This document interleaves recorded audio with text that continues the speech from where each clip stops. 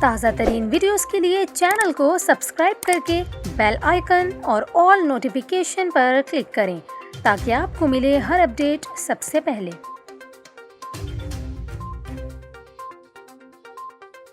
اور ابھی آپ کو بتائیں، ماہرین فلکیات نے پاکستان میں عید الفطر کا چاند نظر آنے کی تاریخ کی پیشگوئی کر دی۔ ماہرین فلکیات کے مطابق پاکستان میں عید الفطر کا چاند 2 مئی بروز پیر کو نظر آنے کا امکان ظاہر کیا جا رہا ہے۔ اس حوالے سے رویت ہلال ریسرچ کونسل کے سیکریٹری جنرل خالد اعجاز مفتی کے مطابق نئے چاند کی رویت اس وقت ہوتی ہے جب اس کی عمر غروب آفتاب کے وقت 19 گھنٹے سے زائد ہو جائے۔ انہوں نے کہا کہ شوال کا چاند 30 اپریل اور 1 مئی کی درمیانی رات پاکستان کے معیاری وقت کے مطابق 1:28 پر پیدا ہوگا۔ اس لیے اتوار 1 مئی کی شام غروب آفتاب کے وقت چاند کی عمر پاکستان کے تمام علاقوں میں 18 گھنٹوں سے کم ہوگی، اس لیے اس روز چاند نظر آنے کا امکان نہیں۔ انہوں نے کہا کہ پاکستان میں 1 مئی کو شوال کا چاند دوربین کی مدد سے بھی دکھائی نہیں دے سکتا، جبکہ اگلے روز یعنی 2 مئی بروز پیر کی شام غروب آفتاب کے وقت چاند کی عمر پاکستان کے تمام علاقوں میں